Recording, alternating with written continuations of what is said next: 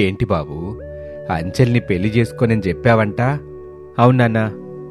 అంజలి పెట్టిన షరతులు వింటే మీరు కూడా వద్దంటారు. అవునా? అంతలాగా షరతులు అంజలి ఏం పెట్టింది బాబూ? పెళ్లి తర్వాత నేను మీతో ఉండకుండా వాళ్ళింటికి వెళ్ళాలంట. తను, తన తండ్రి, తన తల్లి చెప్పిన మాటలు వింటూ చెయ్యమన్న పనులు చేసుకుంటూ కుక్కలాగా విశ్వాసంగా ఉండాలని చెప్పింది నాన్న అని రమేష్ చెప్పగానే ప్రసాద్కి చాలా కోపం వచ్చింది. ఏంటి, కాబోయే భర్తను పట్టుకొని కుక్క అంటుందా? ఎంత పొగర్రా తనకి! ఆ పొగరు డబ్బు వల్ల వచ్చింది నాన్న. మనకంటే ఎక్కువ డబ్బుందని, తను నన్ను పెళ్లి చేసుకోవటం మన అదృష్టమని అంజలి అనుకుంటుంది. అందుకే నాన్న నేను అంజలిని పెళ్లి చేసుకోనని చెప్పాను. నువ్వు అంజలిని పెళ్లి చేసుకోనని చెప్పినప్పటినుంచి మీ అమ్మ చాక్లెట్ కొనివ్వని చిన్నపిల్లలా ఏడుస్తానే ఉంది బాబు.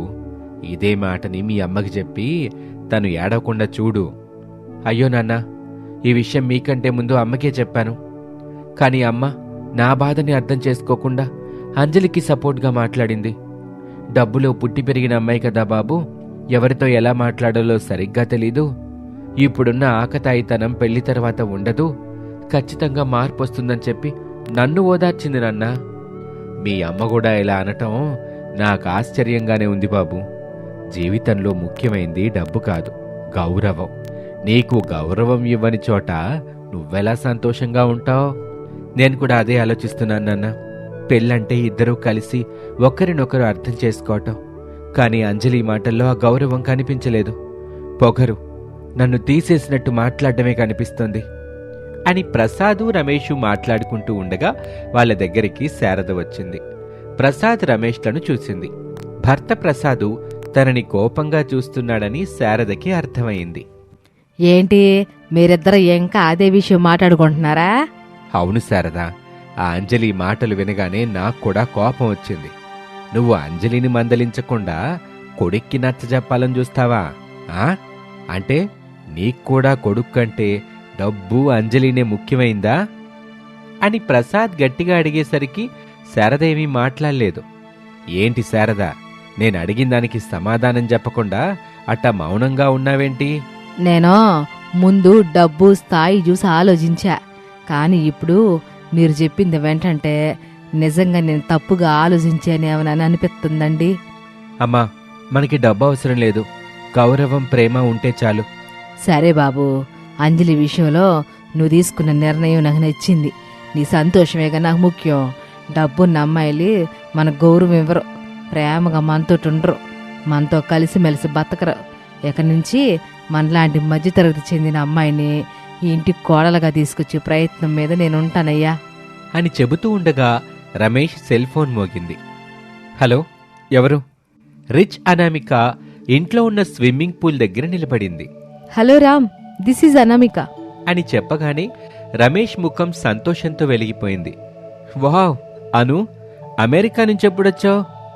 నైట్ వచ్చాను. పడుకొని లేచేసరికి ఈ టైం అయింది. ముందుగా నీకే కాల్ చేస్తున్నాను రామ్. చాలా థ్యాంక్స్ అను. 3 ఏళ్ల తర్వాత కూడా నన్ను గుర్తుపెట్టుకుని ఫోన్ చేశావు. సరే, ఇక్కడ ఎన్ని రోజులుంటావు? రామ్, కలిసి మాట్లాడుకునేది ఏమైనా ఉందా? డి సినిమాలో సునీల్ గారు అర్థమైంది అన్ని హాల్లోనే అన్నట్టు నువ్వు కూడా అన్ని ఫోన్లోనే అంటావా? అయ్యో అను, అలా ఏమన్ను, సాయంత్రం కలుద్దాంలే అని రమేష్ ఫోన్ పెట్టేశాడు. అలా సమయం గడుస్తూ సాయంత్రం అయ్యింది. రమేష్ అనామిక ఒక రెస్టారెంట్లో కలుసుకున్నారు. చాలాసేపు కబుర్లు చెప్పుకొని హాయిగా నవ్వుకున్నారు.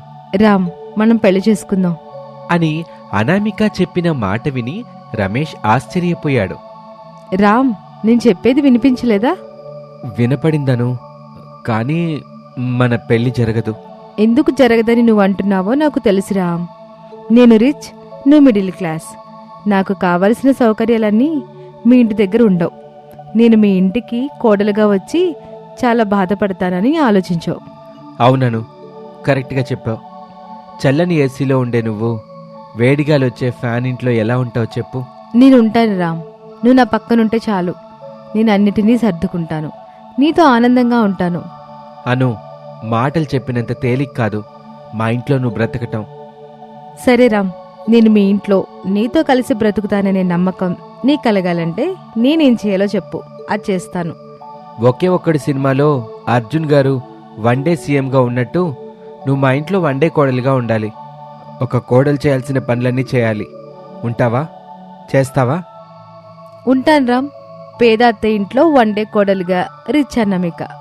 వావ్ రామ్, టైటిల్ బాగుంది. మన కాపురం అయితే ఇంకా బాగుంటుంది. సరే అను, మంచి రోజు చూసుకొని వన్డే కోడలిగా ఉండటానికి మా ఇంటికి వచ్చాయి. అను, చెప్పడం మర్చిపోయాను. రిచ్ లుక్తో రావద్దు. పేద అమ్మాయిలాగా మామూలు చీర కట్టుకొనిరా. అప్పుడే నీకు అత్తారిల్లు ఎలా ఉంటుందో అర్థమవుతుంది అలాగే రామ్, ఎప్పుడొచ్చేదన్నది చెప్పను అని ఇద్దరూ కాసేపు మాట్లాడుకొని ఎవరింటికి వాళ్ళు వెళ్ళిపోయారు. ఓ 2 రోజుల తర్వాత అనామిక మామూలు చీర కట్టుకొని మెడలో తాళి వేసుకొని ఓ చిన్న సంచి మూటని పట్టుకుని శారద ఇంటికి వచ్చింది. అత్తగారు, మామగారు ఉన్నారా ఇంట్లో? శారద, ప్రసాదు, రమేష్ ముగ్గురు బయటకొచ్చారు. రమేష్ని చూసి అనామిక చాలా సంతోషపడింది. ఎవరమ్మా నువ్వు? అత్తగారు మామగారు అని పిలుస్తున్నావు? నా పేరు అనామిక అత్తగారు. మీ అబ్బాయి ప్రేమించి పెళ్లి చేసుకున్న పేద పిల్లని. ఏమయ్యా అలా చూస్తావేంటి? జరిగిన కథ మొత్తం నేనే చెప్పాలా ఏంటి? నువ్వు కూడా కొంచెం చెప్పు. ఏంటి బాబు, ఈ అమ్మాయి చెప్పేది నిజమా? అవునమ్మా, మా ఆఫీస్లో పనిచేస్తున్న అటెండర్ కూతురు. ప్రేమ పెళ్ళి అని ఇబ్బంది పెడుతుంటే తాళి కట్టేశాను. ఇలా ఇంటికి వస్తుందని అనుకోలేదు. అయినా నువ్వు మా ఇంటికి రానని చెప్పావు కదా, ఎందుకొచ్చావు? పోనీ ఇంటికి అని రమేష్ అనగానే అనామిక ఏడుస్తున్నట్టు ఇలా అంటుంది. నా పెద్దవాళ్ళు, మీరే న్యాయం చెప్పండి. తాళి కట్టిన భర్త ఎక్కడుంటే భార్య కూడా అక్కడే ఉండాలి కదా. అవును తల్లి, ఇంతకీ నీ పేరు చెప్పలేదు? నా పేరు అనామిక మావగారు. పెద్దలు ఇప్పుడు నన్ను ఏం చేయమంటారు మీరే చెప్పండి. అసలు నీ మాటని మేమెందుకమ్మా నమ్మాలి? ఏ బాబు, మన ఫోన్లో అను అని మాట్లాడావు, ఈ అమ్మాయితోటే కదా? రమేష్ మౌనంగా ఉన్నాడు. శారదా ప్రసాదులకు అనామిక చెప్పింది నిజం అని అర్థమైంది. కోడలిగా తనని ఒప్పుకున్నారు. కుడికాలు పెట్టి ఇంట్లో వా అమ్మా అని చెప్పగానే అనామిక ఆనందపడింది. కుడికాలు పెట్టి ఆ ఇంట్లోకి వచ్చింది. వెనకాలే ముగ్గురు వచ్చారు. అమ్మా, ఇంటి పనులు వంట పనులు చేసుకోవడానికి ఇంతకాలం ఇబ్బంది పడ్డావు కదా, ఇప్పుడు నీకు కోడలొచ్చింది. అత్తగారి హోదాలో నువ్వన్ని పనులు చేయించుకో. భలే గుర్తు చేసావు బాబు. ఇట్ట చూడుకోళ్ళ, నీకు ఇంటి పనులు వంట పనులు చేయడం వచ్చా? వస్తాయి అత్తయ్య గారు. అయితే వెళ్ళి అందరికి టీ పెట్టుకురా. అలాగే అత్తయ్య గారు అని అనామిక కిచెన్లోకి వచ్చింది. అనామిక చెవిలో బ్లూటూత్ పెట్టుకుంది. తన రిచ్ ఇంట్లో పని మనిషి సుకన్య చెవిలో బ్లూటూత్ ఉంటుంది. సుకన్య చెప్తుంటే అనామిక శారద ఇంట్లో టీ పెడుతూ ఉంటుంది. ఆ అమ్మాయి గారు చెప్పినట్టు చేశారు కదా. నేను చేశానులే సుక్కు, ఫోన్ పెట్టేసే, నేను వెళ్ళి అందరికీ టీ ఇస్తాను అని చెప్పి ఆ బ్లూటూత్ తీసేసి టీ తీసుకుని శారద వాళ్ళ దగ్గరికి వచ్చింది.